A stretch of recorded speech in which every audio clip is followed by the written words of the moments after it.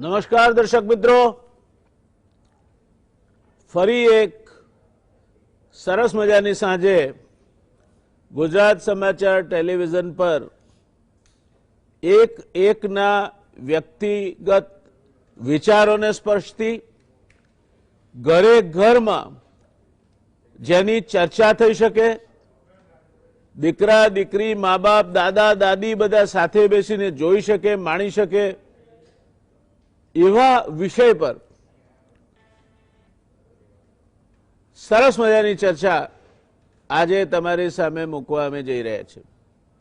વાત છે અંગ્રેજીમાં જેને જેન્ડર બેલેન્સ અથવા જેન્ડર રેશિયો કહે છે। સ્ત્રી અને પુરુષ એની સંખ્યાની દ્રષ્ટિએ વધતી જતી અસમાનતા અને એ અસમાનતાઓને કારણે ઊભી થનાર સમસ્યાઓ એક નિષ્ણાત પેનલ સાથે આપણે ચર્ચવાના છીએ। દર્શક મિત્રો, એવું કહેવાય છે કે સ્ત્રી અને પુરુષ એ સંસાર રથના બે પૈડા છે। હવે સંસાર રથ બનતા બનતા એવી પરિસ્થિતિ આવે કે બે પૈડામાંથી એક પૈડું હોય અને એક ગાયબ હોય તો સંસાર રથ કઈ રીતે ચાલે, સમાજ કઈ રીતે ચાલે, સમાજ વ્યવસ્થા કઈ રીતે ચાલે, અર્થવ્યવસ્થા કઈ રીતે ચાલે, આ બધી બાબતોને છેક મનોવિજ્ઞાનથી લઈને અર્થવ્યવસ્થા સુધી, સમાજ વિદ્યા સાથે જોડાયેલા પ્રશ્નો સુધી સ્પર્શતો આ વિષય ખૂબ જ ગહન છે। જેટલી પુરુષની જરૂર છે બલકે એથી વિશેષ જરૂર સ્ત્રીની છે, કારણ કે એ એક કરતા વધારે રોલ પ્લે કરે છે। ભોજ્યેષુ માતા કાર્યેષુ મંત્રી, જે કર ઝુલાવે પારણું તે જગત પર શાસન કરે, આ બધું આપણે કહીએ છીએ તો ખરા, પણ વાસ્તવિકતામાં ભારત વિશ્વના દેશોમાં લિંગભેદને લીધે જે અસમાનતા ઊભી થાય છે તેમાં આપણે યુનાઇટેડ નેશન્સ ડેવલપમેન્ટ પ્રોગ્રામના જેન્ડર ઇક્વેલિટી ઇન્ડેક્સ પ્રમાણે 188 દેશોમાં 129માં ક્રમે છીએ। ચીન 85માં ક્રમે છે, શ્રીલંકા 71માં ક્રમે છે, બાંગ્લાદેશ 135 અને પાકિસ્તાન 152માં ક્રમે છે। ગુજરાતની વાત કરીએ તો દેશના 22 રાજ્યોમાં ગુજરાત 14માં ક્રમે છે। ગુજરાતની સરખામણી બીજા રાજ્યો સાથે આપણે કરીએ તો 1000 પુરુષ સામે કેરળમાં સ્ત્રીની સંખ્યા 1048 છે, હિમાચલ પ્રદેશમાં 1030 છે, તમિલનાડુમાં 1014, આંધ્રપ્રદેશમાં 1003, તેલંગાણામાં 984, પશ્ચિમ બંગાળમાં 963, ઓરિસ્સામાં 949, છત્તીસગઢમાં 939, ઝારખંડમાં 930, ઉત્તરાખંડમાં 927, મહારાષ્ટ્રમાં 920, ઉત્તર પ્રદેશમાં 918, રાજસ્થાનમાં 912 અને હાશ 14મા નંબરે ગુજરાતમાં 911। દેશનું સરેરાશ છે 927। આપણે દેશનું અગ્રીમ હરોળનું વિકસિત રાજ્ય છીએ એવું કહીએ છીએ ને, આ એ કદાચ વિકાસે જેનો ભોગ લીધો છે એવી એક મહત્વની બાબત છે।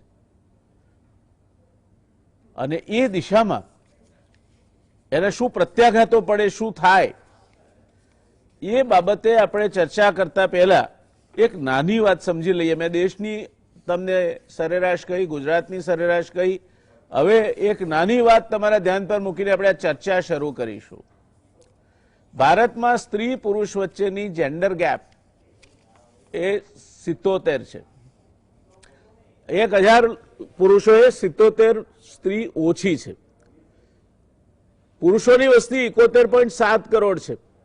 એ જોતા 9.31 કરોડ લોકો વાંઢારે અથવા અપરિણિત રહે એ પ્રકારની પરિસ્થિતિનું આપણે હાથે થઈને નિર્માણ કર્યું છે।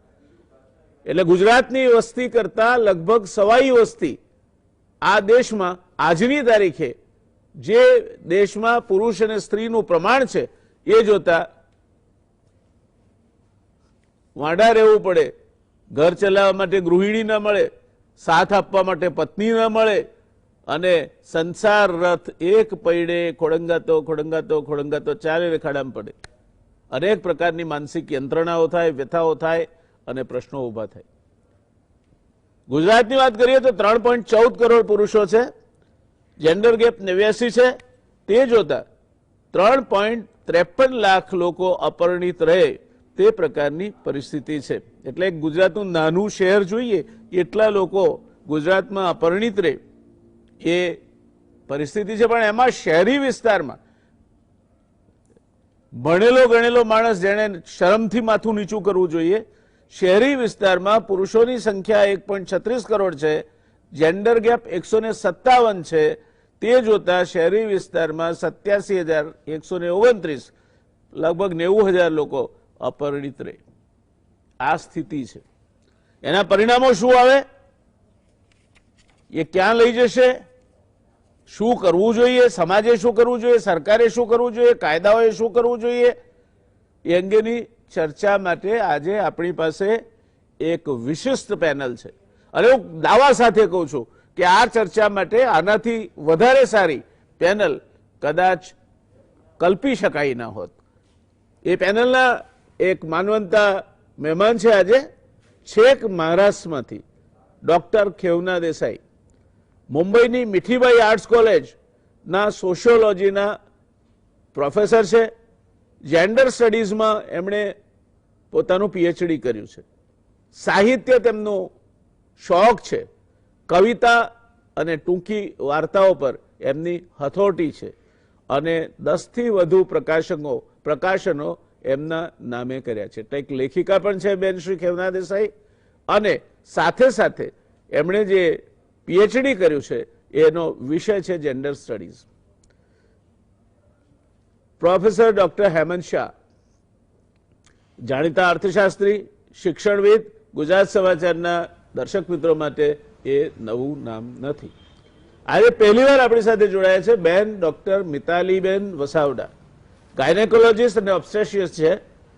યુનાઇટેડ કિંગડમના member of royal college of obstetrician and ગાયનેકોલોજીસ્ટના તેઓ સભ્ય છે. United Kingdom, Qatar, Kenya, Tanzania, Madagascar, Uganda જેવા દેશોમાં એમને તબીબી વ્યવસાય અથવા તબીબી પ્રેક્ટિસનો અનુભવ છે. એટલે પોતાના વિષયમાં આંતરરાષ્ટ્રીય ક્ષેત્રે અનુભવ અને નિષ્ણાત એવા બેન મિતાલીબેન વસાવડા ગુજરાત સમાચાર ટેલિવિઝનની આ ચર્ચામાં પહેલીવાર જોડાયા છે. સ્વાગત છે એમનું. શરૂઆત કરીશું ખેવનાબેન આપથી. આપ અમારા મહેમાન છો, છેક મહારાષ્ટ્રથી અમારી સાથે જોડાયા માટે આભાર. આ આખો પ્રશ્ન, આપ તો જે વિષય ભણાવો છો તે પણ સોશિયોલોજી છે, સમાજ વિદ્યા, તો સમાજની દ્રષ્ટિએ આખા પ્રશ્નને આપ કઈ રીતે જુઓ છો? થેન્ક યુ જયનારાયણભાઈ. સૌથી પહેલા તો હું આવી છું છેક મહારાષ્ટ્રથી, પણ મેં પીએચડી જે જેન્ડર સ્ટડીઝમાં કર્યું હતું એનો મારો ખાસ વિષય હતો વડોદરામાં થતી કન્યા ભ્રૂણ હત્યા. એટલે આજનો જે વિષય છે એ વિષય ઉપર મેં લગભગ 8 થી 10 વર્ષ કામ કર્યું હતું. હવે સમાજ વિદ્યાની દ્રષ્ટિએ હું જોઉં તો આ પ્રશ્ન કોણ કરે છે, ક્યારથી શરૂ થયો છે?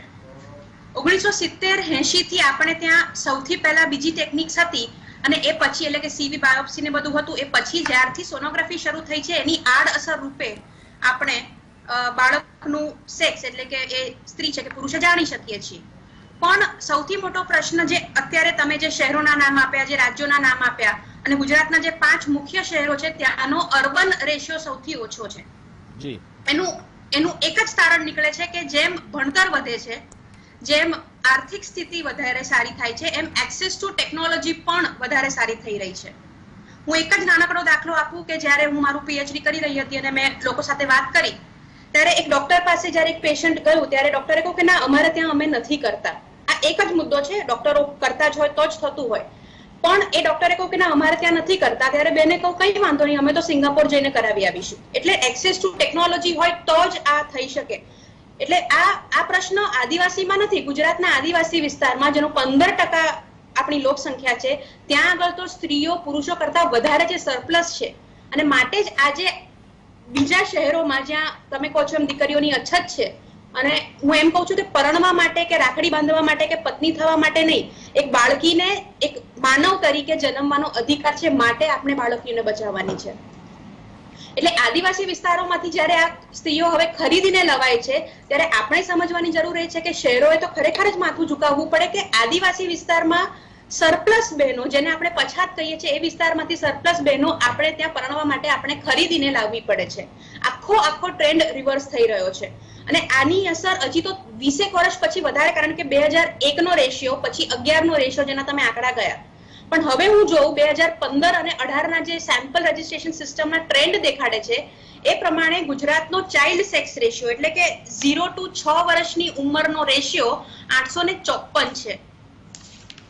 એટલે એનો અર્થ એ થયો કે તમે જે આંકડા કયા એનાથી પણ આપણે ઘણા નીચે છીએ. અત્યારે ગુજરાત રેન્કિંગમાં ત્રીજે નંબરે સૌથી વર્સ્ટ સેક્સ રેશિયોમાં ગણાઈ રહ્યું છે પંજાબ હરિયાણા પછી. અને તો પછી આ સામાજિક મુદ્દો કેમ છે?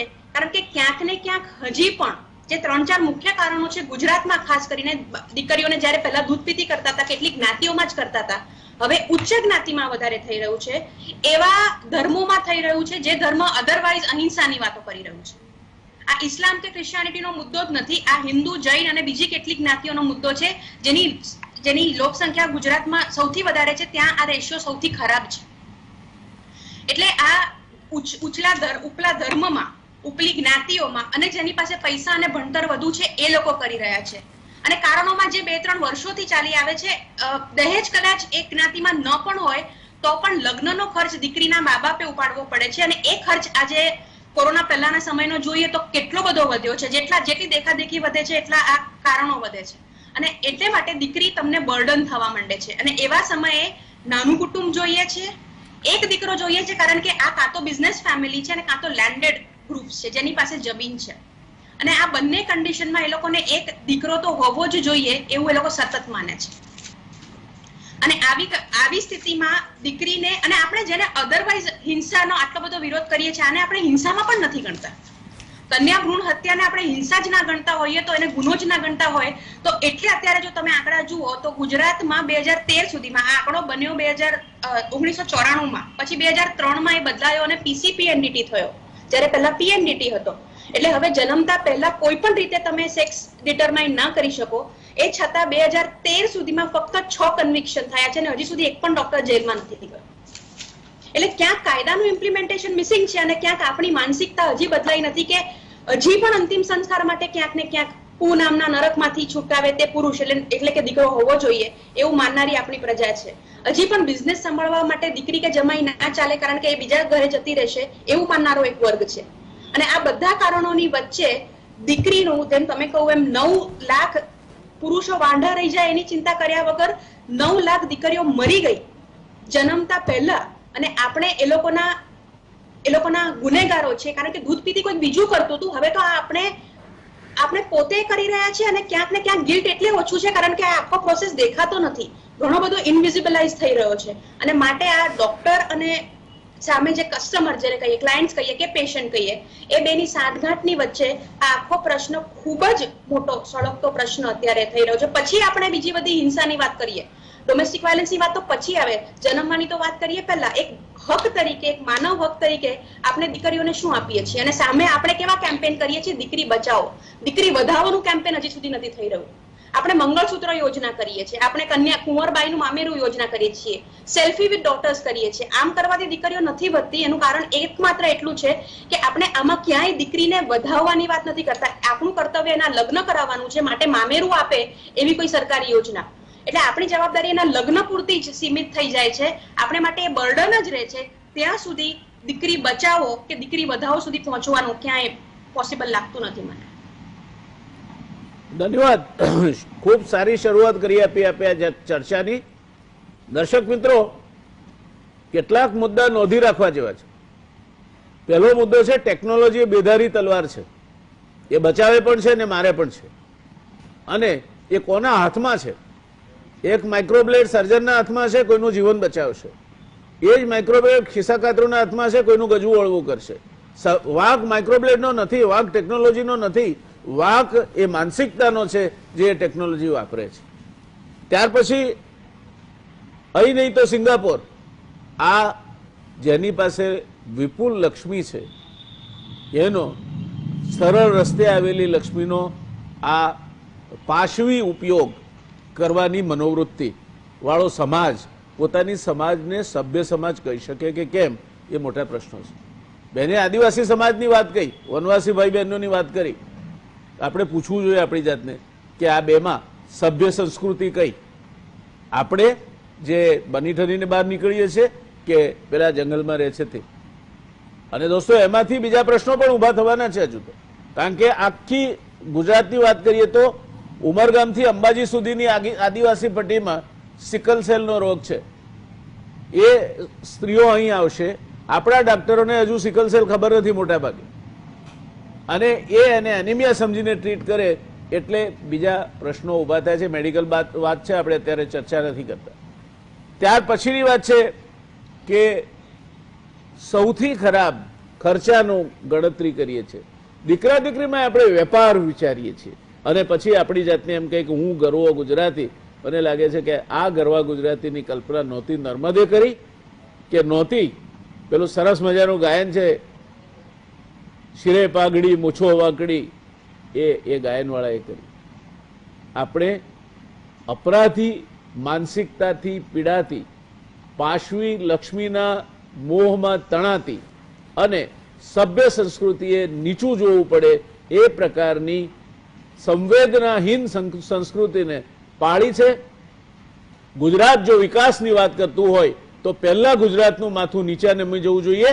કારણ કે ખેવનાબેને કહ્યું તે પ્રમાણે ગુજરાત ખરાબમાં ખરાબ રાજ્યો ગણાય એવા 3 રાજ્યોમાં ગુજરાતનો નંબર છે. આને તમે સમૃદ્ધિ કહો કે સંસ્કૃતિ, આ ગુજરાતી પણ તો નથી નથી ને નથી જ. ચર્ચા આગળ ચલાવીએ. જઈશું મિતાલીબેન પાસે, ડોક્ટર છે. મિતાલીબેન, આ IVF ટેકનોલોજી અને એનો દુરુપયોગ અને PCPNDT ને તો ગોળીને પી ગયા છે ડોક્ટરો. સરળતાથી કશું જ થતું નથી. એમાં એટલી બધી છટકબારીઓ છે કે ભાગ્યે જ કોઈને કન્વિક્શન થાય છે. આપ ડોક્ટર તરીકે શું માનો છો? અમે શું કરવું જોઈએ અને કેમ નથી થતું, અને IVF નો મિસયુઝ કેમ થાય છે? વેલ, ફર્સ્ટ ઓફ ઓલ હું એવું નહીં કહું કે આ બધી બ્લેમ આપણે ડોક્ટરોને આપી શકીએ, કારણ કે નોર્મલી જે ક્રેડિબલ ડોક્ટર્સ હોય છે અને જે સ્ટ્રેટ ફોરવર્ડ પ્રેક્ટિસ કરતા હોય છે, બી ઇટ IVF કે ગાયનેકોલોજી કે રેડિયોલોજી કે જેની અંદર સોનોગ્રાફીઝ થતી હોય છે, નોર્મલી એવા ડોક્ટર્સ આવી બધી જે ઇલીગલ વસ્તુઓ છે એમાં નથી પડતા હોતા. પણ જ્યાં ક્વેક્સનું માર્કેટ ક્યાં ઊભું થાય છે? જ્યાં તમારે સોસાયટીમાં ડેસ્પરેશન હોય. હવે આજે ડોક્ટર અગર એ નહીં કરે કે જે ક્વેક ડોક્ટર્સ છે, કદાચ એ અગર આ વસ્તુઓમાં ઇન્ડલ્જ નહીં કરે, તો કેટલા બધા મારી પાસે એવા પણ પેશન્ટ્સ આવે છે કે મેડમ તમે મને જોઈને ના કહી આપ્યું એટલે અમારા કોઈ ઓળખાણમાં કોઈ ભુવા છે કે કોઈ આવી રીતના બીજા પર્સન્સ છે, એમને અમને આ પાવડર લેવાનું કીધું છે અને એમને આશીર્વાદ આપ્યો છે કે બાબો જ થવાનો છે. હવે એ વ્યક્તિઓએ આમની પાસે કેટલા બધા પૈસા પડાવી લીધા હોય એ આશીર્વાદ આપવા માટે. એટલે જ્યાં ડેસ્પરેશન છે અને અંધશ્રદ્ધા છે અને જ્યાં આવી આંધળી માઇન્ડસેટ છે કે જેની અંદર બાબો ના હોય કે સન ના હોય તો એ ફેમિલીનું આગળ કંઈ થઈ ના શકે. જેમ ખેવનાબેને કીધું કે એને સ્વર્ગની સીડી ના ચડાવી શકે અને એમને મોક્ષ ના અપાવી શકે. આવી બધી જે કોન્સેપ્ટ છે જે એકદમ એબ્સ્ટ્રેક્ટ છે, અને એ કોન્સેપ્ટ પર આધારિત જ્યારે જનરલ પબ્લિકમાં ઓપિનિયન હોય તો ડોક્ટર્સ કે કોઈ બીજું કે નોન ડોક્ટર કોઈ પણ આને ટેપ કરીને પૈસા બનાવવાનો સ્ત્રોત ડેફિનેટલી એને એની અંદરથી મળી જવાનો છે. એટલે એક વસ્તુ એ છે. બીજું કે કોઈ પણ એક્ટ હશે કે કોઈ પણ કાયદો હશે, હું કહું છું કે PCPNDT નહીં પણ આપ કોઈ પણ બીજો ડોમેસ્ટિક વાયલન્સ એક્ટ લઈ લો કે કોઈ બી એક્ટ લઈ લો, દરેક કાયદાની છટકબારીઓ તો દરેક વસ્તુમાં હોય જ છે. આપણે ક્યાં ફોકસ કરવાનું છે કે સમાજમાં એવી જાગૃતિ એક તો પેદા થાય કે આ વસ્તુની જરૂરત નથી. આજથી વર્ષો પહેલા સતીની જે પ્રથા હતી એને વે ઓફ લાઈફ માનવામાં આવતું હતું. સતી બધાએ થવું જ પડે, એમની એ પતિવ્રતા નારી છે એ દર્શાવવા માટે એમને સતી થવું કમ્પલસરી હતું. પણ આજે આપણે બધા જાણીએ છીએ કે આપણે એને બહુ એક હીન વસ્તુ સમજીએ છીએ અને આજે એ પ્રથા મેજરલી કશે જ આપણે જોવા નથી મળતી. બીજી વસ્તુ, આનું આપણે અગર ઇકોનોમી સાઈડથી જોઈએ, આજે આપણે બધી વસ્તુમાં ઇકોનોમિક અપલિફ્ટમેન્ટ અને ઇકોનોમી સુધરે ને આ વાતો કરીએ છીએ, તો એમાં આપણે પણ એ જ સમજવાનું છે અને લોકોએ પણ એ જ વસ્તુ સમજવાની છે કે આજે આપણે અગર એવું કરીએ છીએ કે ગુજરાત બહુ જ પ્રોસ્પરસ સ્ટેટ છે, બધી ટેકનોલોજી છે અને બધી ટાઈપના ઇન્ડસ્ટ્રીઝ અહીંયા છે, તો તમે એ વિચારો કે જ્યારે અડધાથી ઓછી એની પોપ્યુલેશન જે વિમેન પોપ્યુલેશન છે એ અગર ઇકોનોમિક એક્ટિવિટીઝમાં નથી જોઈન થઈ રહી, અને હું એ ઇકોનોમિક એક્ટિવિટીઝની વાત કરું છું જેમાં સેલેરીઝ મળે છે, બાકી વિમેન ઘર સંભાળે છે, જમવાનું બનાવે છે, ઘર ચોખ્ખું રાખે છે, છોકરાઓની કેર કરે છે, આ બધી વસ્તુઓ અગર આપણે ફોરેનમાં કરવા જઈએ તો કદાચ આ જે અહીંયા ઇન્ડિયાની સ્ત્રી છે અગર ફોરેન જઈને આ બધી સર્વિસ આપે તો કદાચ મહિને લાખ થી 2 લાખ પગાર મળે, સોશિયલ સિક્યોરિટી મળે, પણ આપણા ત્યાં હાઉસવાઇફ્સને એક હીન પ્રોફેશન ગણવામાં આવે છે અને આ બધી એમ્પ્લોયમેન્ટ ફોર્સમાં ભળી નથી જતી. તો વિચારો કે આ બધી લેડીઝને આપણે ઇકોનોમિક ઇન્ડિપેન્ડન્સ આપીશું, એજ્યુકેશન આપીશું તો એ ક્યાંથી ક્યાં પહોંચી શકે છે. અને બીકોઝ આપણે સ્ત્રીને ઘર સુધી સીમિત રાખી છે, એને કામ કરવાથી બધાની બધા ઘરોમાં એને એજ્યુકેટ કરવું કે એને કામ કરવું એ બહુ કોમન પ્રથા નથી, એટલે આપણે જે લેવલ ઉપર છે એ અડધા લેવલ ઉપર છે. અગર સ્ત્રીઓને પણ આમાં ભેળવી દેવામાં આવે તો આપણે ક્યાંથી ક્યાં પહોંચી શકીએ, એ સૌથી મોટી વાત છે. વર્લ્ડ ઇકોનોમિક ફોરમ કરીને એક આવું જ બોડી છે, જેવું આપણે યુએનડીપીની વાત કરી, જે કે સ્ત્રીઓના ઇકોનોમિક ડેવલપમેન્ટ કે ઇકોનોમિકમાં કેટલું એ ભાગ લે છે, એમનું હેલ્થ કેર, એમનું પોલિટિકલ જગ્યાઓમાં અને જે ઇમ્પોર્ટન્ટ પોઝિશન્સ છે એમાં એમનું કેટલું એમ્પ્લોયમેન્ટ છે, એ બધી વસ્તુઓ એવા 4 પેરામીટર્સ લઈને એમને એક ઇન્ડેક્સ બને છે. એમાં 153 કન્ટ્રીઝને એ લોકો ઇન્ક્લુડ કરે છે અને 2006 થી આ ઇન્ડેક્સ આવતી રહી છે. ઇન્ડિયાનું આપણે આમાં અગર લેવલ જોઈએ તો 153 કન્ટ્રીઝમાં 2006માં આપણું દેશ 98માં સ્થાને હતું. હવે બીંગ અ પ્રાઉડ ઇન્ડિયન આપણે એવું એક્સપેક્ટ કરીએ કે દર વર્ષે આપણે આમાં પ્રોગ્રેસ કરીશું અને ફર્સ્ટ 10 ની અંદર આવી જતા હોઈશું, પણ અનફોર્ચ્યુનેટલી આજે આપણે 108 અને હવે આ વર્ષે 112મા નંબર ઉપર છીએ, એટલે we are not doing very well આ વસ્તુઓમાં બી. અને એમાં પણ અગર આપણે હજી ડિટેલમાં જોઈએ તો સૌથી મોટું જ્યાં સ્ત્રીઓને નુકસાન છે અને સૌથી મોટી જ્યાં આપણે લેકિંગ છે એમાં આપણો 150મો નંબર છે 153 કન્ટ્રીઝમાંથી, એ છે સ્ત્રીઓનું હેલ્થ કેર. આ વસ્તુ એટલી બધી અગત્યની છે અને આ એ બતાવે છે આપણને કે આપણે એક સ્ત્રીની ઇમ્પોર્ટન્સ આપણા સમાજમાં કેટલી ઓછી ગણીએ છીએ. આજે ચર્ચા કરીએ છીએ, 1 કલાકની ચર્ચા છે, દરેક 5 મિનિટે એક સ્ત્રી મેટર્નલ મોર્ટાલિટી કે પ્રેગ્નન્સી અને પ્રેગ્નન્સીને લાગતા વળગતા જે કોમ્પ્લિકેશન્સ છે એનો ભોગ બને છે. આજે આપણે એ વાત કરીએ કે સ્ત્રીઓનું ન્યુટ્રિશન લઈ લઈએ તો 1/5 જે લેડીઝ મરી જાય છે, જે મૃત્યુ પામે છે, એમાંથી 1/5 ઓફ ધોઝ વિમેન એ લોકોને એનિમિક કન્ડિશનના કોમ્પ્લિકેશન્સથી તેઓ ગુજરી જાય છે. આ વસ્તુથી તો મને જેટલી વાર આ વસ્તુઓ હું વિચાર કરું એટલી બધી શરમજનક વાત લાગે છે કે સરખું ખાવાનું ના મળી શકતું હોય એના લીધે સ્ત્રીઓ અગર મૃત્યુને ભોગ લાગતા હોય તો આપણા માટે, આપણા સમાજ માટે આનાથી વધારે શરમજનક કોઈ વાત નથી. પીસીપીએનડીટી એક્ટ હોવા છતાં પણ લોકો આજે પણ સારા ઘરના બધી રીતે સગવડવાળા લોકો આજે પણ જ્યારે આવે છે કે અમારી ઉપર સિનિયર્સનું પ્રેશર છે, ઓલ્ડર જનરેશનનું પ્રેશર છે, પ્રોપર્ટી મેટર્સ માટે એક બાબતો જોઈએ જ, આવી રીતે ઘણી ખરી લેડીઝ જે 40-45 વર્ષ ક્રોસ કરી ગઈ છે એ લોકો આઈવીએફ ખાસ બાબો પામવા માટે કરાવે છે. ત્યારે આપણે સમાજ ઉપર સૌથી મોટા પ્રશ્નો ઉપજવા જોઈએ કે આપણે કઈ દિશામાં આપણી જાતને લઈ જઈએ છીએ. આજે સ્ત્રીઓ અગર હેલ્ધી નહીં હોય તો તમે એવું એક્સપેક્ટ કરશો કે તમારો જે બાબો કે દીકરો આવશે એ શું હેલ્ધી આવવાનો છે? અગર સ્ત્રીની અંદર આયર્ન નથી, અગર સ્ત્રીની અંદર જે ન્યુટ્રિશન હોવું જોઈએ નથી, તો એવા બાળકોમાં કઈ રીતે તમે એવા બાળકો લાવશો કે જે તેજસ્વી પુત્ર હોય? એ આવવાના જ નથી. એટલે સ્ત્રી જે છે એ નર્ચરર છે, એ બીજા જીવનને જન્મ આપે છે. તો તમે અગર જમીનની અંદર જ ખાતર નહીં નાખો તો એમાં સારા પ્લાન્ટ્સ કે સારા ઝાડ ઉગશે જ નહીં. અને એટલે જ આપણે આજે જોઈએ છે કે ઇન્ફન્ટ મોર્ટાલિટી રેટ પર પણ હમણાં વચ્ચે બહુ જ મોટી ચર્ચા ઊભી થઈ હતી કે આટલા બધા નવજાત શિશુઓ અને બાળકો કેમ મૃત્યુ પામે છે. તો એનો સૌથી મોટો સોર્સ છે સ્ત્રીઓ અને સ્ત્રીઓની હેલ્થ. સૌથી મોટી વસ્તુ સ્ત્રીઓની હેલ્થ. સેકન્ડ વસ્તુ છે સ્ત્રીઓનું એજ્યુકેશન. આજે લેડી અગર એજ્યુકેટ થશે તો એ આગળ જશે, એ બહાર કામ કરશે, એ કમાતી થશે તો મા બાપ એને એક બર્ડન કે બોજો તરીકે નહીં જુએ અને એ એની રીતે સક્ષમ થઈ શકશે, આગળ વધી શકશે.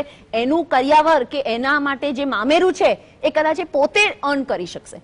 એટલે મારું બધા જ પેરેન્ટ્સને એ જ એક કહેવાનું થાય છે કે એમની એક તો હેલ્થની કાળજી કરો અને બીજું એમને ભણાવો જેથી કરીને એ તમારા માટે એક બર્ડન ના થાય. ધન્યવાદ. બહુ સરસ વાત કરી આપે. આ વાતને આગળ વધારીશું દર્શક મિત્રો, પણ રોકાઈશું એક નાનકડા કમર્શિયલ બ્રેક માટે. બ્રેક બાદ આપણી ચર્ચા આગળ વધારીશું. નમસ્કાર દર્શક મિત્રો, બ્રેક બાદ ફરી એકવાર આપનો આ ખૂબ જ વિગતવાર અને રસપ્રદ રીતે ચાલી રહેલી ચર્ચામાં સ્વાગત છે. આપણે એક સમાજ વિદ્યા નિષ્ણાતને સાંભળ્યા, જેમનું પીએચડી જ આ વિષય સાથે જોડાયેલું છે. આપણે એક ગાયનેકોલોજીસ્ટ ડૉક્ટરને સાંભળ્યા, જેમને માત્ર ભારત નહીં પણ ભારત બહાર પણ પોતાનું તબીબી પ્રેક્ટિસ કરવાનો અનુભવ છે. હવે જઈએ આપણે એક અર્થશાસ્ત્રી પાસે. હેમંતભાઈ, તમે આ ચર્ચા સાંભળી હશે. એક અર્થશાસ્ત્રી તરીકે આ આખા મુદ્દાને આપ કઈ રીતે જુઓ છો? બંને બહેનોના મંતવ્યોને સાંભળ્યા પછી થોડાક એવા મુદ્દાની ચર્ચા કરવી છે કે જે મુદ્દા મૂળભૂત રીતે આર્થિક અને સામાજિક બંને પ્રકારના છે. બહુ સ્પષ્ટ છે કે એક પિતૃસત્તાક સમાજ વ્યવસ્થા છે આપણી, અને એમાં સ્ત્રીઓનું માન, સન્માન, એમના અસ્તિત્વની હાજરી અને એનો સ્વીકાર, આ બધી બાબતોનો ઇનકાર આપણને જોવા મળે છે. અને એનું પરિણામ એ ટેકનોલોજીનો ઉપયોગ કરીને આ રીતે આવ્યું છે એ આપણે અનુભવી શકીએ છીએ અને જોઈ શકીએ છીએ. મુદ્દો એ છે કે આપણે હંમેશા એવું સમજ્યા છીએ કે ટેકનોલોજી છે તે ન્યુટ્રલ છે, એટલે કે એનો આમ પણ ઉપયોગ થઈ શકે, આમ પણ ઉપયોગ થઈ શકે. વાત સાચી છે બિલકુલ, પણ જ્યાં સામાજિક વલણો એ આવા પછાત પ્રકારના હોય ત્યાં ટેકનોલોજી કેવી રીતે વાયોલન્ટ બને છે એનું શ્રેષ્ઠ ઉદાહરણ જો કોઈ હોય તો એ આ ઘટેલો જેન્ડર રેશિયો છે.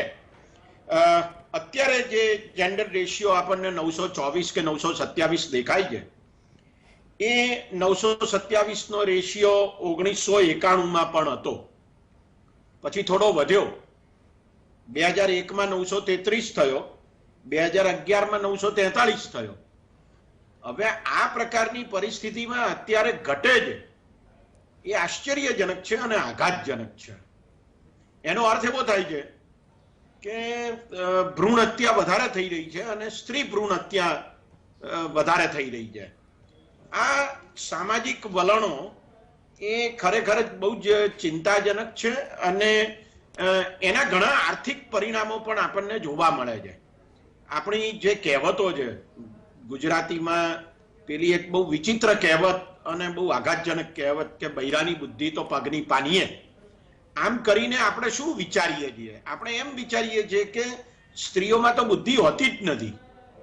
હકીકતમાં આ પ્રકારની સોચ, આ પ્રકારનો વિચાર અને એને આધારે ઊભા થતા સામાજિક આર્થિક વલણ એ બધું જ મૂળભૂત રીતે માનવ અધિકારોનો ભંગ છે. કોઈ એક વ્યક્તિ બીજી વ્યક્તિ કરતા ચડિયાતી કે ઉતરતી નથી. એ એક વિશિષ્ટ વ્યક્તિ છે, એ સ્ત્રી હોય કે પુરુષ હોય, એ ખ્યાલ હજુ પણ આપણા મનમાં બેસતો નથી, આપણે વિચારતા નથી એ વિશે. એ ખરેખર બહુ ચિંતાજનક મામલો છે. હું આ સંદર્ભમાં બે બાબત કહેવા માંગુ છું, ખાસ કરીને ખેતીના સંદર્ભમાં. ભારતમાં 80% ખેતી કામ મહિલાઓ કરે છે, એવો ઓક્સફામનો 2013નો રિપોર્ટ હતો. National council of applied economic research NCAER એ 2018ના રિપોર્ટમાં એવું કહે છે કે ભારતમાં ખેતી કામમાં 48% મહિલાઓ છે, પણ એ માત્ર 2% કરતા પણ ઓછી જમીનની માલિક છે. ઓક્સફામે એવું કીધું હતું કે એ માત્ર 13% જમીનની માલિક છે, પણ એ 80% ખેતી કામ કરનારી મહિલાઓ છે. 2018નો ઇન્ડિયા હ્યુમન ડેવલપમેન્ટ સર્વે એમ કહે છે કે ખેતીની 83% જેટલી જમીન એ વારસામાં પુરુષોને મળે છે, સ્ત્રીઓને નથી મળતી.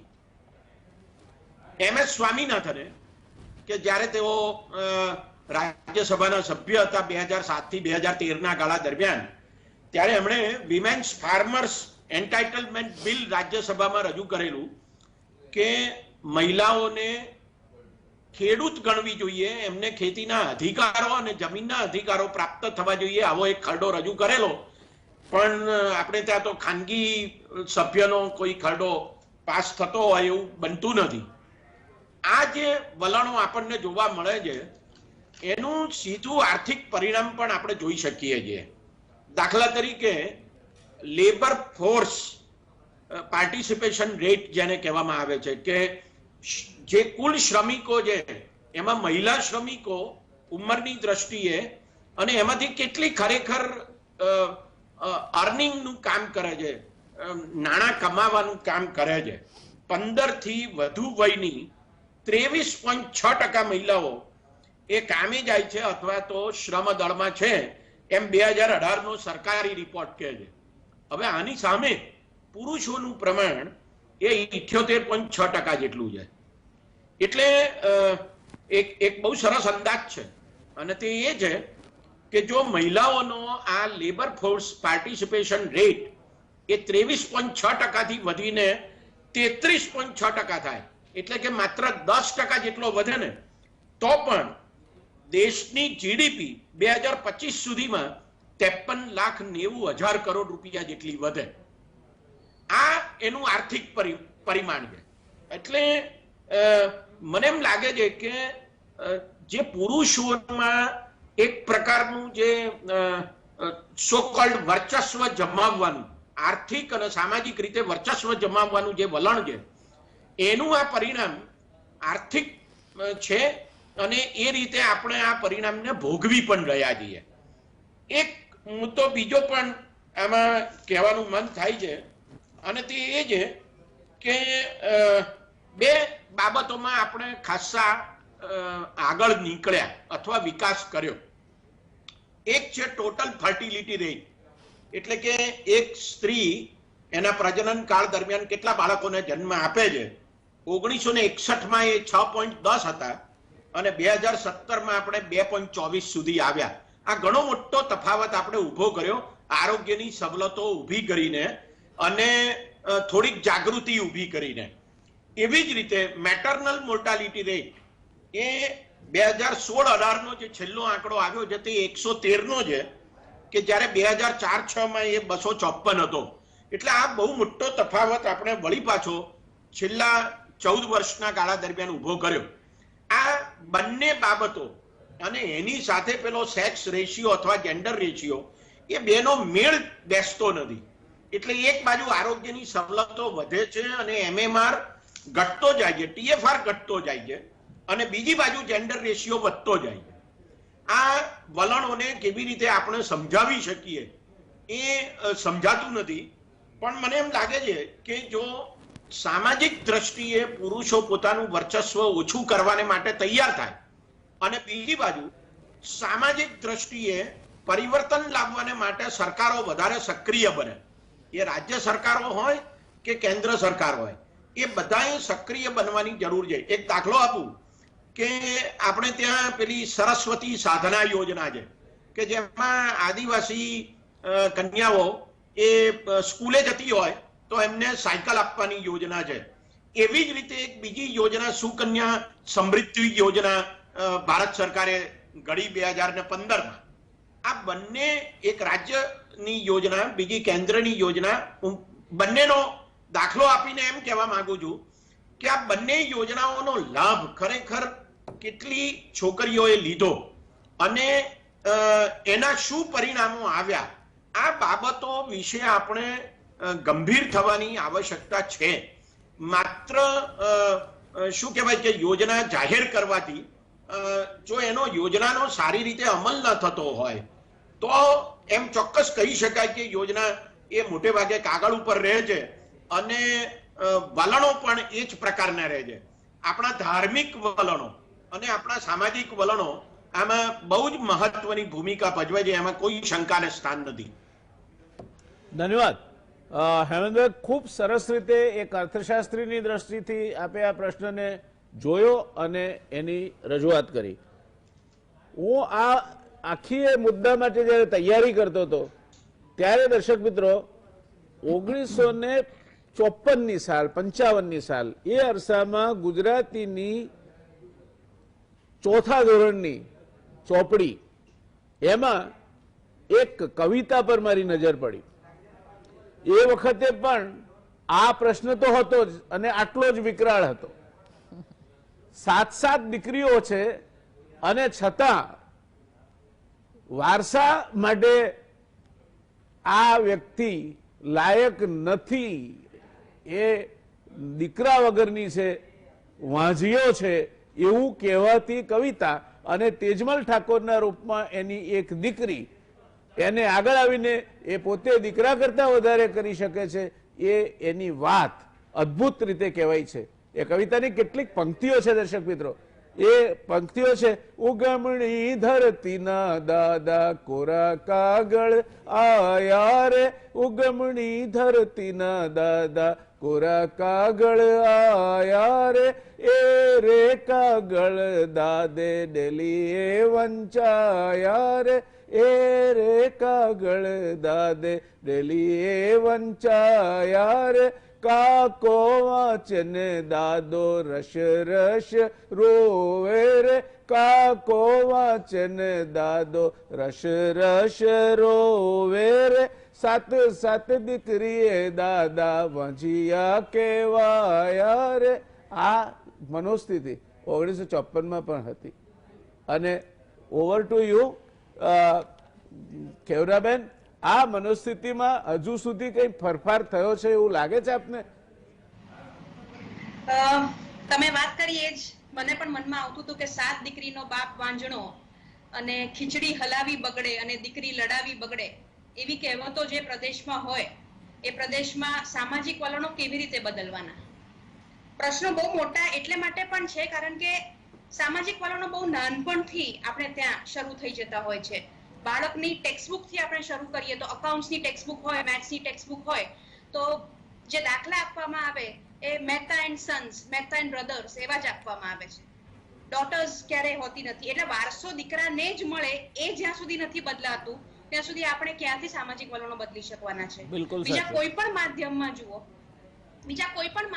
જુઓ આપણે માટે આપણા આશીર્વાદ જુઓ કે અષ્ટપુત્રવતી ભવ એવા જે આશીર્વાદ અપાતા હોય છે દેશમાં, ત્યાં આગળ કેવી રીતે સ્ત્રીની બુદ્ધિ પગની પાનીએ થી લઈને હરિયાણામાં આ જ પ્રશ્નને લઈને જયારે રિસર્ચ થતું હતું ત્યારે એને કહ્યું હતું કે पैर की ज्योति को ज्यादा सर पे नहीं चढ़ाना चाहिए.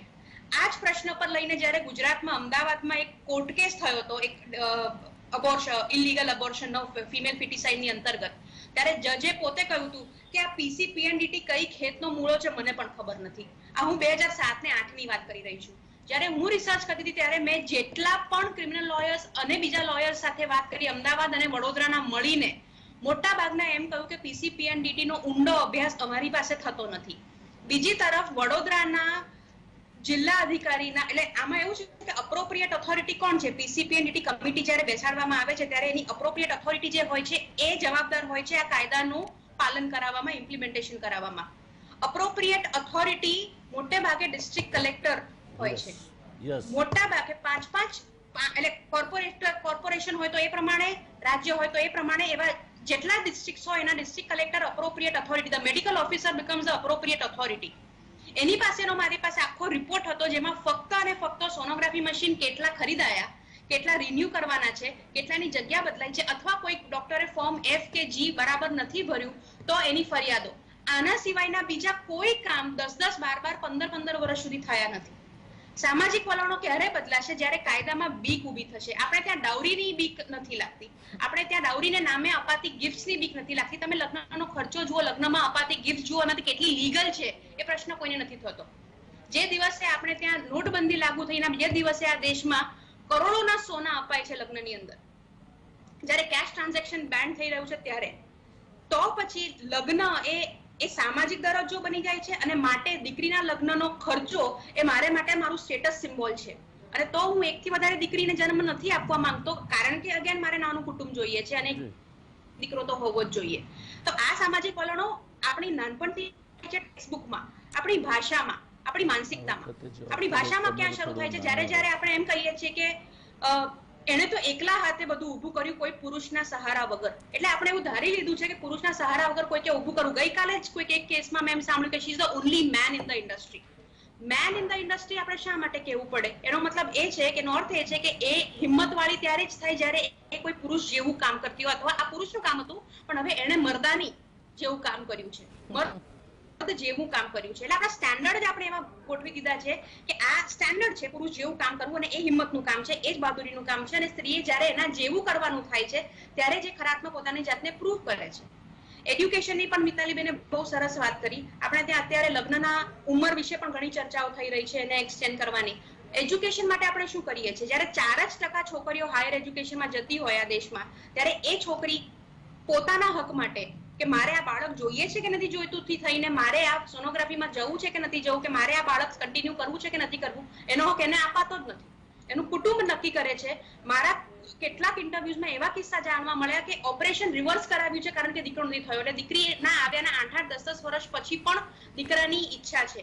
મહારાષ્ટ્રમાં ગામડામાં તમે જુઓ, એક જ નામ અગેન એન્ડ અગેન તમને જોવા મળે છે, એ નકુશા. નકુશા એટલે ન જોઈતી, વણ જોઈતી. છોકરીનું નામ જ નકુશા છે. એક ગામમાં 150-200 છોકરીના નામ નકુશા આવે છે. નિકમ્મી, આવા નામો હોય છે છોકરીઓના, કારણ કે આપણને એ દીકરી જોઈતી જ નથી. આ વલણ બદલવાની જરૂર છે. અને માટે હું ફરીને કહું છું કે માનવ તરીકે માનવ હકનો પ્રશ્ન છે. અને જો કાયદાની બીક નહીં હોય, જો કન્વિક્શન નહીં હોય, તો મિતાલીબેને કહ્યું બરાબર છે, બધા જ ડોક્ટર નથી કરતા, પણ ક્યાંક ને ક્યાંક ક્વેક્સ કરે છે કે કોઈ ડોક્ટર કરે છે કે કોઈ રેડિયોલોજિસ્ટ કહી રહ્યું છે, સિમ્બોલિકલી કહી રહ્યું છે. આપણને ખબર જ છે કે આ વાત ફ્રાઈડે અને મંડે જય શ્રી કૃષ્ણ અને જય માતાજી તરીકે જાણીતી છે, કારણ કે ત્યાં આગળ રિપોર્ટમાં એમ નથી કહેવાતું કે આ દીકરો છે કે દીકરી છે, પણ ત્યાં બેઠેલો માણસ કે વ્યક્તિ જે રિપોર્ટ આપે છે એમ કે છે જય માતાજી, એટલે સમજી જવાનું કે આવનારું બાળક દીકરી છે. આ માનસિકતા એક આખી મશીનરી છે, આખી એજન્સી છે જે કોઈ એક વ્યક્તિથી નથી થતી. મારી માનસિકતા બદલવાની છે, સમાજની આર્થિક રીતે એને સદ્ધર કરવાની છે, ઇકોનોમિકલી અને એડ્યુકેશનલી અને પાવરફુલ એમ્પાવર કરવાની છે, અને ભણવા દેવાનો સવાલ નથી, અને ભણાવવાની જ છે. અને એ બધું કર્યા પછી પણ જ્યારે ડેસ્પરેશન વધી રહ્યું છે ત્યારે પેલી બાજુથી એક આખી લોબીએ નક્કી કરવાનું છે. એને બદલે આજે જેના સોનોગ્રાફી મશીન સીલ થયા છે એ લોકોની પ્રેક્ટિસ હું આજની તારીખે જોઉં છું, નોટ જસ્ટ ચાલી રહી છે, કન્ટિન્યુ વધી રહી છે. Thank you. એટલે ક્યાંક ને ક્યાંક એ આખું નેક્સસ છે કે જેના સોનોગ્રાફી મશીન સીલ થયા હતા, એના લાયસન્સ કેન્સલ થયા હતા, એના રિન્યુ થવાના કેસીસ આવી રહ્યા છે. આપની વાત સાથે સંમત થયા વગર ખેવનાબેન, આપની વાત સાથે સંમત થવું પડે એવું જ છે. અને મને લાગે છે કે we will need another session. આપણે ફરી ચર્ચા એને વધારે વિગતે કરીશું. પણ દર્શક મિત્રો, એક વાત ખેવનાબેને કહી તે સંપૂર્ણપણે સાચી છે કે આ આખી વાત જ્યાં સુધી સમાજ પોતે નહીં સમજે અથવા તો એમ્પાવરમેન્ટ નહીં આવે, ભણતર એ એમ્પાવરમેન્ટ માટેનું એક સાધન છે, કમાણી એ એમ્પાવરમેન્ટ માટેનું એક સાધન છે. ઇન્ડિયન ઇન્સ્ટિટ્યૂટ ઓફ સાયન્સમાં પોસ્ટ ગ્રેજ્યુએશનમાં ભણતી એક છોકરી એ એના નોટિસ બોર્ડ પર જાહેરાત જુએ છે તાતાની કંપની, તાતા મોટર્સની, એના નીચે લખ્યું હોય છે લેડીઝ નીડ નોટ અપ્લાય, અને એ પોસ્ટકાર્ડ લખે છે જેઆરડી તાતાને કે તમે આવડા મોટું ગ્રુપ છે, આઈડિયલ એમ્પ્લોયર છો, જો તમે દીકરીઓને નોકરીએ નહીં રાખો તો બીજું કોણ રાખશે? શી રિસીવ્સ ધી ઇન્ટરવ્યુ, પોસ્ટકાર્ડ વાંચે એ જેઆરડી તાતા કહેવાય, અને એને ઇન્ટરવ્યુમાં બોલાવી અને she became the first women employee of Tata motors. આ દાખલો છે સુધાપૂર્તિનો. આવું પણ બને છે. તમારામાં હિંમત હોય તો કદાચ આ શક્ય છે. કમિંગ ટુ યુ ડોક્ટર, આ જે મેડિકલ ચર્ચાઓ થાય એમાં જે એમટીપી છે એ અને બાકીના જે દૂષણો ઘૂસી ગયા છે એ કાયદાથી રોકી શકાશે? આપને ખરેખર લાગે છે કે કાયદો કડક કરી નાખીએ તો? પહેલા એવું હતું કે મને આપણે ઘણી આપણી મેન્ટાલિટી અલગ હોય છે. આપણે હેલ્મેટ પહેરીએ છીએ, પોલીસ પોતાનું માથું બચાવવામાં જ નહીં, પોલીસ દંડ ના કરે એના માટે. માસ્ક પહેરીએ છીએ પોતાને જરૂરી છે માટે નહીં, પોલીસ દંડ ના કરે. આ મેન્ટાલિટીમાં આપને લાગે છે કે કાયદો કોઈ રીતે વધારે કરવાથી અથવા અમલીકરણ એનું વધારે ચુસ્ત બનાવવાથી આમાં કેટલો ફેરવી શકે? કાયદો છે ને એક ટાઈપના, આપણે પહેલા કહેતા હતા કે ચિલ્ડ્રનને સુધારવા હોય તો સોટીએ મારો તો બાળક સુધરી જાય. કાયદો એક ટાઈપનું એવી સોટી છે, પણ છેવટે એ બાળકને ઈચ્છા પોતે જ નહીં હોય ને કે હું સુધરું, તો એ નથી જ સુધરવાનું. એટલે કાયદો સ્ટ્રોંગ ડેફિનેટલી હોવો જોઈએ, પણ આપણા દેશમાં કેટલી બધી વસ્તુઓના કેટલા બધા ઘણા સારા કાયદાઓ છે, પણ એનું અમલીકરણ કશે ને કશે નથી થઈ રહ્યું. કશેક એમાં જે વિલ અને કન્વિક્શન હોવું જોઈએ એજન્સીઝનું, એ એટલું નથી જોવા મળતું. અને લાસ્ટલી જે એન્ડ યુઝર છે એ કાયદાનું, જેના માટે આ કાયદો બન્યો છે, જ્યારે એને જ એના ગુણ નથી ખબર, તો એમાં રેઝિસ્ટન્સ હોવાનો છે એ કાયદાનું અમલીકરણમાં બી. એટલે ફોર એક્ઝામ્પલ આ કાયદો કદાચ મહિલાઓની સુરક્ષા માટે છે કે એમના સારા માટે છે, પણ એમને તો એ વાતનો ખ્યાલ છે જ નહીં, એટલે એ લોકો પોતે જ આને રેઝિસ્ટ કરે છે. બીજું શું થાય, ફોર એક્ઝામ્પલ આપણે MTP ની વાત કરીએ તો એમાં મારો ફેવર કેમ છે કે એ ઇઝીલી અવેલેબલ હોવું જોઈએ, કારણ કે અગર એ મહિલાની ચોઇસ હોય કે મારે આ બાળક નથી જોઈતું, તો એને એની એટલીસ્ટ એટલી એમ્પાવરમેન્ટ ડેફિનેટલી મળવી જોઈએ. હા, આપણા ત્યાં એમાં એ કરવા જતાં બીજું એક જે દૂષિતા એમાં ઘૂસી જાય છે એ છે કે સ્ત્રી ભ્રૂણ છે એ ચેકઅપ કરાવીને આવી હોય અને એના લીધે એ ફેમિલીના પ્રેશરમાં આવીને કે જેને તેના પ્રેશરમાં આવીને એ MTP કરાવતી હોય, એ એક બહુ મોટો મુદ્દો છે. બીજી વસ્તુ કે આપણે ત્યાં ગર્ભપાતની જે ગોળીઓ છે એ પણ પ્રિસ્ક્રિપ્શન ડ્રગ્સ છે, એટલે ડોક્ટરના પ્રિસ્ક્રિપ્શન કે ચિઠ્ઠી વગર નથી મળતી.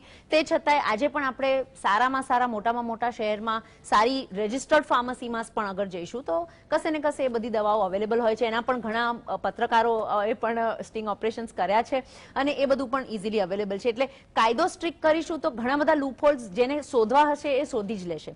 એટલે ઇમ્પોર્ટન્ટ વસ્તુ મારા ખ્યાલથી એ છે કે લોકોમાં એજ્યુકેશન હોવી જોઈએ. આપણે સ્ત્રીનું જે રેશિયો છે, મેન અને વુમનનો જે રેશિયો છે, સેક્સ રેશિયો, એ જોઈએ તો કેરલા જેવું જે સ્ટેટ છે એ 1000 મેન ઉપર વધારે એક્સ્ટ્રા વિમેન છે. હવે એનું આપણે સૌથી મોટું કારણ જોઈએ તો એ છે કે ત્યાં લિટરસી રેટ્સ પણ આખા દેશથી સૌથી વધારે હાઈ છે. ત્યાં તમે જોશો તો છોકરીએ કંઈ જ નહીં ભણતર બીજું કર્યું હોય તો એટલીસ્ટ એને નર્સિંગનું ભણીને એની રીતે નર્સ બનીને કમાતી હશે. આજે કેરેલાની જે નર્સિસ છે એ ફોરેન કન્ટ્રીઝમાં પણ ઇન ડિમાન્ડ છે. એ લોકો નર્સિંગમાં એટલું સારું કામ કરે છે, એટલે એવી રીતે એમને એમની એક નિશ એસ્ટાબ્લિશ કરી છે. એવી જ રીતે આપણા રાજ્યમાં બી, આપણા દેશના બીજી જગ્યાઓમાં બી, કચ્છમાં છે તો લેડીઝ ભરત સીવણ ને બધું સારું કરે છે. એમને ઓર્ગેનાઇઝ સેક્ટરમાં લાવીને એમના બધા જે વેર છે એ વેચી શકે. એવી રીતે એજ્યુકેશન કાં તો એમની અંદર જે કોઈ એવી કળા હોય એને વિકસવા દઈએ અને એને ઇકોનોમિક એક્ટિવિટીમાં અગર આપણે બદલીએ તો એમની અંદર એટલીસ્ટ એક પ્રકારનું એમ્પાવરમેન્ટ આવશે. અને બીજી જે એનો અંગ છે એ છે કે સમાજમાં એ જાગૃતિ હોવી જોઈએ. આજે વુમનને એક આઇટમ તરીકે જોવામાં આવે છે. ઘરમાં એક સુંદર સુશીલ બહુ ચાહીએ એ જે આર્ટિકલ્સ આવે છે ને એડવર્ટાઇઝમેન્ટ્સ આવે છે, એમાં કશે એ છોકરીની મહત્વતા હોતી જ નથી કે ભાઈ ચલો ભણી ગણી લીધું, ગ્રેજ્યુએટ થઈ ગઈ તો એને પરણાવી દઈશું તો દહેજ ઓછું આપવું પડશે. એ માન્યતાથી ઘણા બધા પેરેન્ટ્સ પણ એમના ચિલ્ડ્રનને ભણાવતા હોય છે કે ભાઈ થોડું ગ્રેજ્યુએશન કરી લે એટલે સારો છોકરો મળી જાય. એન્ડ પોઈન્ટ જે સ્ત્રીનું અસ્તિત્વ છે એ ખાલી એના ફાધર માટે પહેલા હોય છે કે ભાઈ આની દીકરી, અને લગ્ન થઈ જાય એની રાહ જોવાતી હોય છે કે ભાઈ એ એના ઘરની થઈ ગઈ એટલે પેરેન્ટ્સનું બર્ડન ઓછું થઈ ગયું.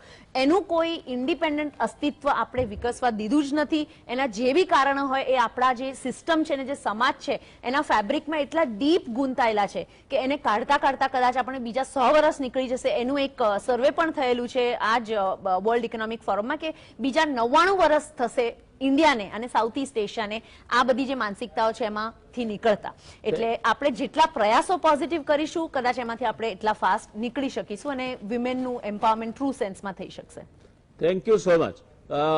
આજે આ વિષય જેવો છે અને બંને બહેનો છે જે આ વિષય નિષ્ણાત છે, એટલે હેમંતભાઈ આજે આપણે અર્થશાસ્ત્રી તરીકે જેટલું કહ્યું તેટલા પૂરતું જ આપનું મર્યાદિત રાખીશું, કારણ કે સમય મને રોકી રહ્યો છે. જે વાત દર્શક મિત્રો મિતાલીબેને કહી એ વાત સાવ સાચી છે. તમે કાંકરિયા તળાવ છે એમાં સોનાની ડોલથી પાણી લો, ચાંદીની ડોલથી લો, પતરાની ડોલથી લો કે માટીના ઘડાથી લો, પાણી કાંકરિયાનું છે. અને એટલે કોઈ કાયદો ક્યાંય તમને રોકી નહીં શકે જ્યાં સુધી સમાજ નહીં બદલાય.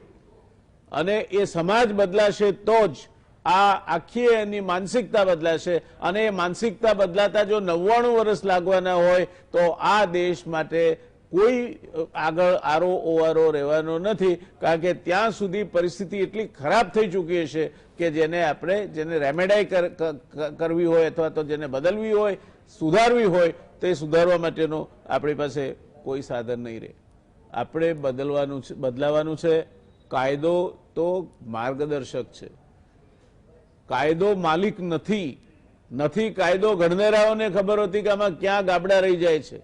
ગાબડા શોધી જ કઢાય છે, કારણ કે આપણે ત્યાં કાયદો ઘડનારી સંસ્થાઓમાં જ્યારે કાયદાઓ ઘડાતા હોય છે ત્યારે ઓછામાં ઓછી ચર્ચા થતી હોય છે.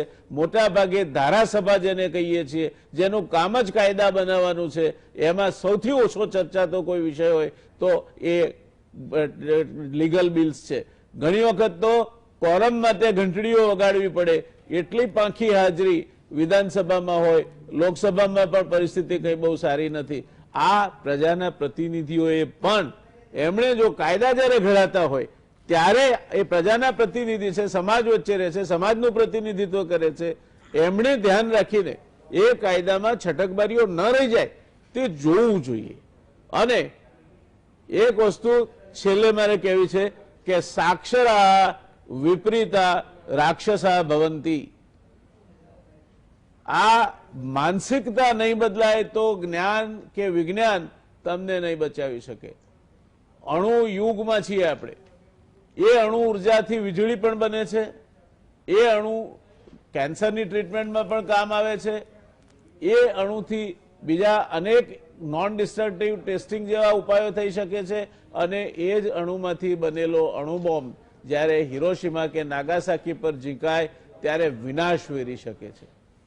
વાંક અણુનો નથી, વાંક અણુ ઉર્જાનો નથી, વાંક પેલા શેતાની મગજનો છે. અને એટલે ખેવનાબેન, આપ જે વિષય ભણાવો છો એમાં સૌથી વધારે અગત્યની વાત હોય તો એ સામાજિક જવાબદારી અંગેની સભાનતા ઊભી કરવાની જરૂરિયાત છે. એ જરૂરિયાત માત્ર તમારા વિષય પૂરતી નથી, દરેકે દરેક સંસ્થામાં સામાજિક જવાબદારી અને સામાજિક જવાબદારી નહીં નિભાવનારા આ સાક્ષરા વિપરીતા રાક્ષસા ભવંતી વાળી જે પરિસ્થિતિ છે તે તરફ આપણે સભાન થવાની જરૂર છે. કારણો તો ઘણા બધા જાણીએ દર્શક મિત્રો. જાણવાથી એ અમલમાં નથી મુકાતું, પણ જાણવાથી અમલ તરફ જવાની એક દિશા મળે છે. આજની ચર્ચાથી શું ગાબડા છે એ તરફ જોવા માટેની એક નવી દ્રષ્ટિ અને એ તરફ વિચારવા માટેની એક દિશા મળી છે. આશા રાખીએ કેટલાક વહીવટી અધિકારીઓ પણ આ જોતા હોય, કારણ કે કલેક્ટર જે આનો અપ્રોપ્રિએટ ઓથોરિટી છે એની પાસે કામ જ એટલા બધા હોય છે કે એ આખું કામ જેને ડેલિગેટ કરે છે એ પછી મનમાની ચલાવે છે. એ તો નથી CDHO પાસે સમય હોતો, નથી કલેક્ટર પાસે સમય હોતો, કે નથી સ્ટેટ અપ્રોપ્રિએટ ઓથોરિટી પાસે સમય હોતો. આપણે બધા કામ જેમ શિક્ષકોને દરેક કામમાં ઓલ એન્ડ સન્ડ્રી કામમાં વાપરીએ છીએ, એમ આ આટલા બધા અગત્યના કાયદા માટે પણ એવી વ્યવસ્થા આપણે ઊભી કરી છે કે કાયદાની અમલવારી શક્ય ના બને. આ સરકારે સમજવાની બાબત છે અને કાયદો અને વ્યવસ્થા ચલાવતા તંત્રે સમજવાની બાબત છે. ક્યારેક કોઈ ઉત્સાહી કલેક્ટર આવી જાય અને એનો અમલ ક્યાંક થાય, એ પાછી બદલી થઈ જાય, એટલે બધું સીલ કરેલા મશીનો ક્યારેક ખુલી જાય એની ખબર નહીં પડે. આ પરિસ્થિતિ છે અને એ પરિસ્થિતિમાં સમાજ સૌથી વધારે જવાબદાર છે. Because in A society you get the treatment, you get the government you deserve. તમે જેને લાયક હો એ પ્રકારની પરિસ્થિતિ તમારે સામે આવે છે. અને એટલે તમે જો દીકરીને વધાવશો નહીં, બેને બહુ સરસ શબ્દ વાપર્યો, આ દીકરી બચાવો ને કુંવરબાઈનું મામેરું ને આ બધી આ જે અલંકારિક ભાષાઓ છે એના કરતા બેટી વધાવો. દીકરી છે તમારા ત્યાં, આનંદ ઉત્સવ છે. દીકરીને એમ્પાવર કરો, એને એવી બનાવો કે આગળ જતા ક્યાં કલ્પના ચાવલા બને કે ક્યાં એ એક એવી વ્યક્તિ તરીકે ઉભરી આવે સુધા મૂર્તિની જેમ કે તમને ગૌરવ થાય કે ના મારી દીકરી છે. દીકરો બાપ કરતા સવાયો બને એવું આપણે સંસ્કૃતમાં કહીએ છીએ કે પુત્રાત શિષ્યાત ઇચ્છેત પરાજય. પણ પુત્રી સવાઈ બનીને અગાઉના જમાનામાં કામ કરતી હતી. મંડન મિત્ર ને શંકરાચાર્યના સંવાદમાં એમનાથી વિદ્વાન હોય એવા કોઈ જજ નતા મળતા. ભારતી દેવી મંડન મિત્રના પત્નીએ એમાં જજ તરીકે કામ કર્યું હતું. એટલે આવા અનેક દાખલા છે આપણા ત્યાં. ગાર્ગીનો દાખલો છે, સાવિત્રીનો દાખલો છે, અરુંધતીનો દાખલો છે, અનેક દાખલા છે. અને સાથે સાથે સુધામૂર્તિ અને કલ્પના ચાવલાના દાખલો પણ છે. કયો દાખલો આપણે પસંદ કરવો આપણા પર છે, પણ જરૂરત ચોક્કસ છે દીકરીનું માનભેર સ્થાન સમાજમાં જ્યાં સુધી નહીં મળે ત્યાં સુધી એ સમાજ માટે અધોગતિ સિવાય બીજો કોઈ રસ્તો નથી. આજે આ ચર્ચા આપણે એટલે અટકાવીશું. દર્શક મિત્રો, મળીશું વળી પાછા આવતીકાલે બીજા કોઈ નવા વિષય સાથે. ત્યાં સુધી શુભરાત્રી, શબ્બા ખેર, ટેક કેર, આવજો.